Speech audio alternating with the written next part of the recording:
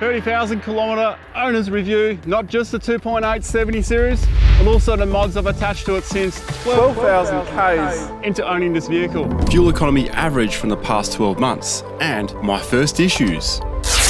Likely my first warranty issue with this vehicle. Doesn't sound good, does it? On top of that, all the new mods that you're not aware of. How cool is that? And the ultimate question that you likely have, is this as capable as the 79 series I used to have that had so many more mods on it? And this being a 2.8 with less than half the mods? To many, this is not a simple build, but to me, this is the most minimalist build I've ever done.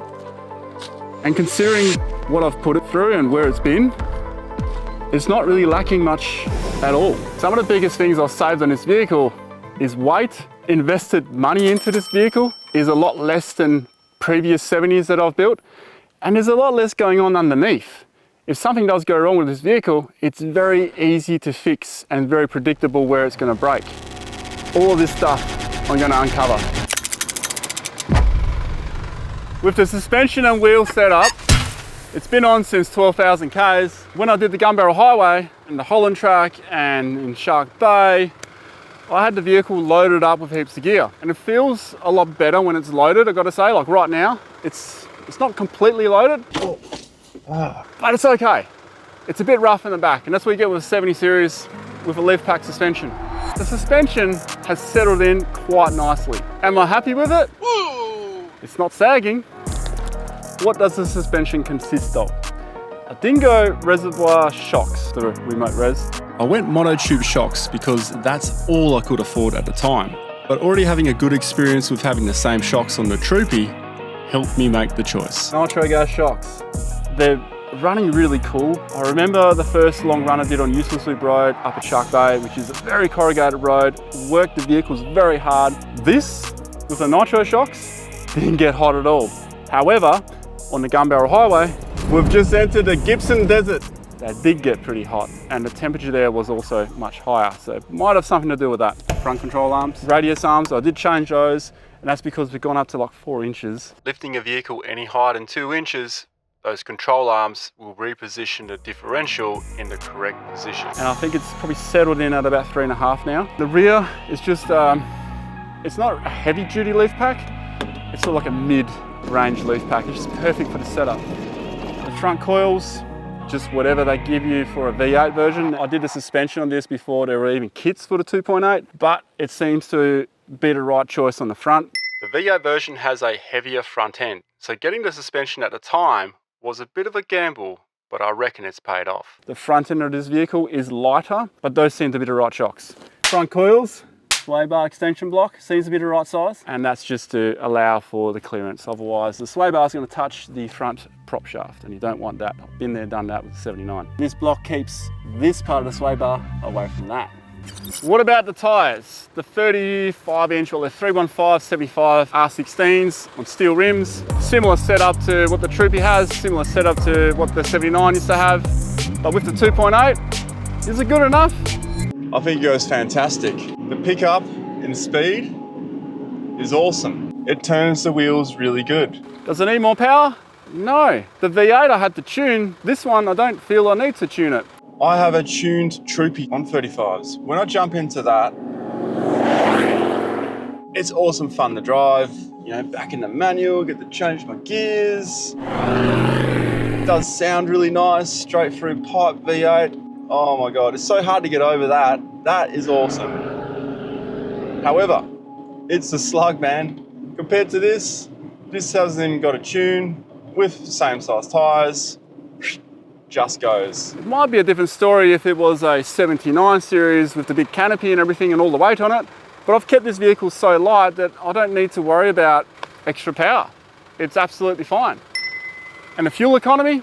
Honestly, if you want to go 35s, expect 14 litres per 100. That's not being gentle driving around either. That's just driving around, taking off really quick to get into traffic, a little bit of off-road sprinkle in. Your gauge on the system will say something like 15, 15.8. It's pretty accurate if you deduct 2 litres per 100, providing you have 35s. If it's 33s, deduct about 1 litre per 100 I found.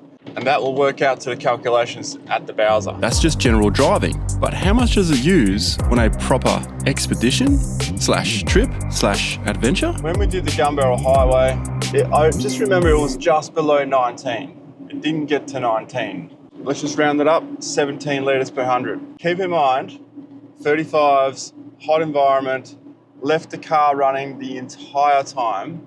And what I mean by that is, from the morning we left camp till the afternoon we got to the other camp, this vehicle was either idling or it was driving because it was so freaking hot, we wanted to keep the aircon going. So when you put that into perspective, I think it's pretty good on fuel. Recently, I upgraded / replaced my factory fuel tank. It was 130 litres, it's now 180 litres. How much range did I have before? My general range before was 700 to 850 kilometres. Now it's 1,000 up to 1,200. But the plan from the very get-go was to have 1,200 minimum up to 1,500. That's where the jerry cans come into play. That allows me to reach the range I'll need for the canning stock route. Winch dampener, other winch dampener, tree strap, extension rope, winch ring, shackle, shackle, shackle, shackle, shackle, shackle shields. That's all my recovery gear for my winch.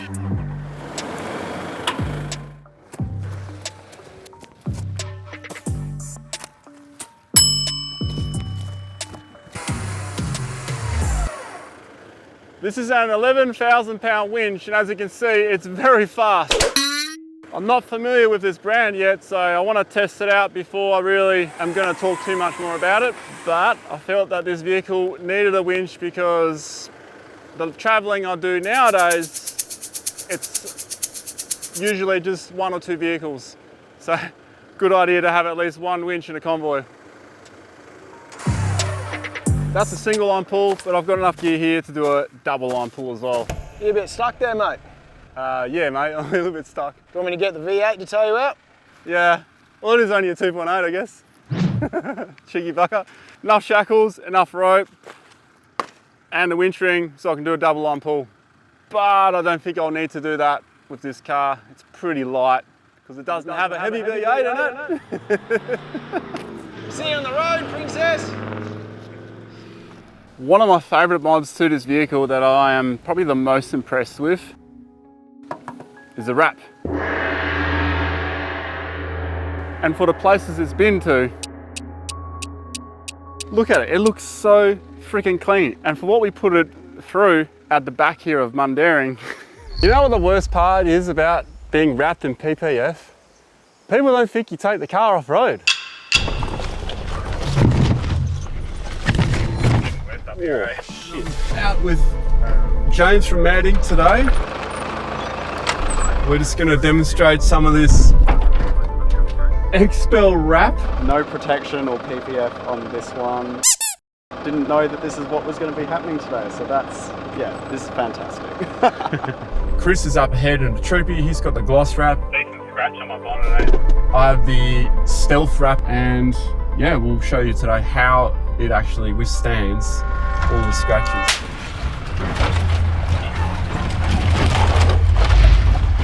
Yeah.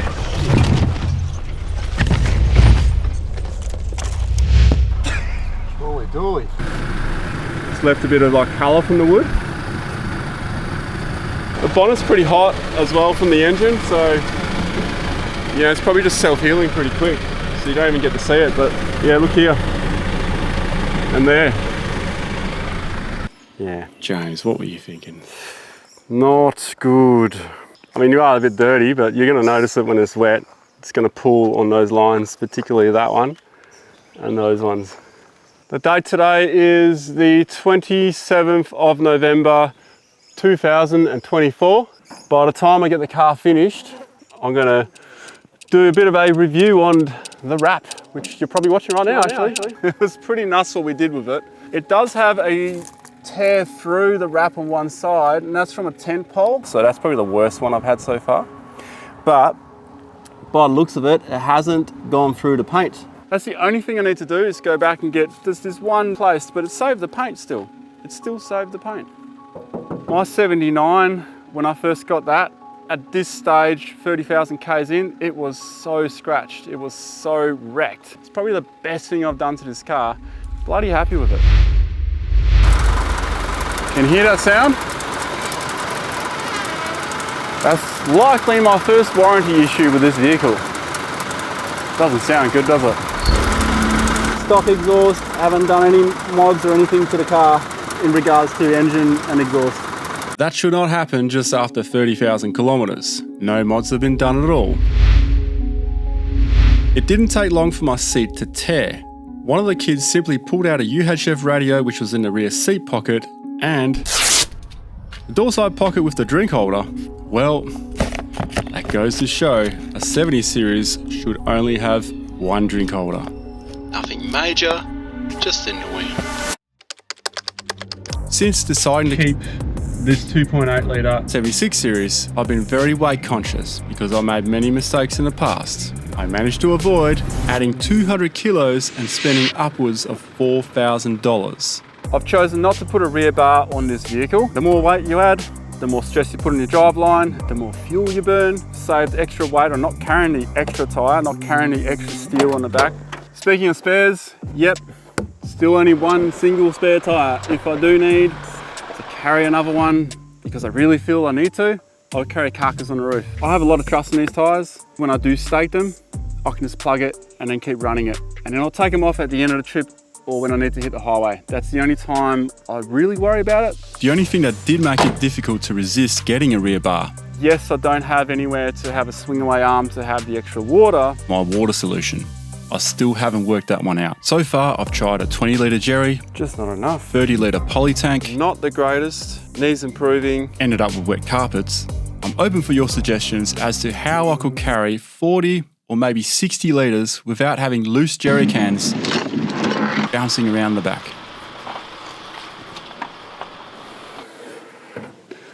Engine mods. 2 struts you just noticed. That's to hold the bonnet up. You know, the Prado I've got doesn't even have struts. What? No struts on the Prado. How weird is that? But now the 70 has struts. They're by PDP. There is something I've done to the engine bay, and that is diff breathers and diesel filter. I've done nothing really to it. I've added a bit of electrical stuff. That's just to run the lights on the front, which are still great. I'm still running the 7-inch driving lights, which are surprisingly awesome for the $500 they cost. However, some light to the sides on a 45-degree angle for tight turns out in the bush is something I've yet to sort out. It should be a simple replacement of the factory fog lights, but it still remains to be seen. Nice and tucked underneath this panel, which is great. And UHF. And then, yeah, I have added a winch. 12-volt air fryer. Who would have thought? Let's see if this thing's any good though. Chicken nuggets, 20-25 minutes. So I reckon this will be a great idea for when you're driving. But let's see how good it is first. I've improved my camp setup, increasing my shade by 148%, and I've eliminated any poles. A new addition, the 270 awning. This is by my mate Rafa from Destination 4 Drive. The unique thing about this awning, those extendable arms allow this awning to be more of a square shape. 3 arms that extend out. Check out the footprint on that. Shade is up. We have a little gutter here from any rain that comes down there. It will now go onto the roof of the car, come down the sides instead. I do have to drop my antenna down. Apart from my huge improvement in shade, I've found a way to save literally thousands in wiring up 12-volt camping lights. This is how. I don't have any lights attached to the roof rack. There is no wiring going outside the vehicle. I haven't drilled any holes in this vehicle. I don't want to. I haven't got any wires running through the seals. Instead, I just can't remember which is the bloody on switch. That's it. I've got 3 different settings on this. I've got white, which I don't like using, and I've got this sort of in between, and then I've got the yellow light. These lights are still going to attract bugs as much as the white light, despite what people might tell you, but it's a nicer light to have at camp. It's warmer, and you don't have that white light blasting at you. But I can't move them anywhere. I don't have any adjustable lights. Or do I? Check this out. These are hardcore U lights. 4 of them, different settings. This is the setting that I generally use. The yellow light again. How cool is that? Generally, I only use 2 of these, and 2 will remain in here fully charged, because I don't really charge them that often. Because that's the only thing when you've got things that are rechargeable, you've got to remember to charge them. 4 things. Charge 4 things individually? Well, guess what? 1 USB that goes to 4 USB-Cs. Being able to do 4 is pretty epic. We generally put one here, pointing downwards, and we'd have the swag set up here, underneath the awning as well. I find when you're at camp, you don't want a lot of light. If you got too much light, you're gonna attract all the bugs, trust me. I'm hoping that we can see these with red light function in future, because I'm a big fan of red light. Magnetic lights, no wiring anywhere. And of course, if I'm cooking, I've got these lights. So I've got plenty of light. You know, and this is the cheapest light setup I've ever had. And best of all, power consumption is really low. And speaking of power consumption, Let's see how these are going. I reckon they're getting close. Getting hungry? The air fryer's dropped my battery by 12% so far over just 25 minutes. Do one thing in it at camp, but doing a couple might be a bit, you know, you need some kind of charge to go back in the battery. But imagine this, you're driving, you got the air fryer on the back, and you're getting those smells as you roll into camp. I can smell it right now, actually. after 434 days, this is my current camp setup. Kept really simple, versatile. All this can be pulled out and I can throw my dog in there or whatever. If I added drawers right now to the back of the 76, I would just be pulling them out in future. Adaptable and changeable, which is what I really like about it. You can see I don't have a need for an inverter because we can get 12-volt gadgets now that can do this stuff. So I probably don't need an inverter at all, really. I still have this table here, which is super handy, even just loading stuff into the fridge. I find it, I put the box here, load it in, makes it so much easier. Even if I'm doing a shopping run and I'm not using the Prado. It has this pull-out section, if you weren't aware of it. It's real simple, hey. Like the power setup behind it has been really good, and right now it's running the air fryer, as you already know. If you could smell this, oh my God, you'd be so hungry right now. Chris, have you got mayonnaise in your fridge? 135 amp hours of power in this lithium box behind here. I find that extra 35 amp hours has saved me twice, where I've left the vehicle and because I don't have solar on the roof, I carry a solar blanket instead. Leaving it for too long with the fridge running, it does drain it down eventually. But having that extra 35 amps in there, it's actually saved it. And another thing I've found is if nothing's on, I've left the car for a week, the battery turns itself off. It goes into the sleep mode because it's sensing nothing is drawing from it, nothing's happening, and it just shuts itself down. Regardless if this is a basic build to you or not, this is the most basic build that I've done so far. Am I happy with it? Yay! The weight is down, the cost is down, it's ready to go at any moment. It's more versatile. And just the fact that it's lightweight is the best part. And it makes it more capable than the other cars that I've modified. So much more capable. Purely on the fact that it is lighter weight. Not due to the 4-inch lift suspension and the big tyres. It was bloody capable before on stock suspension and 33s.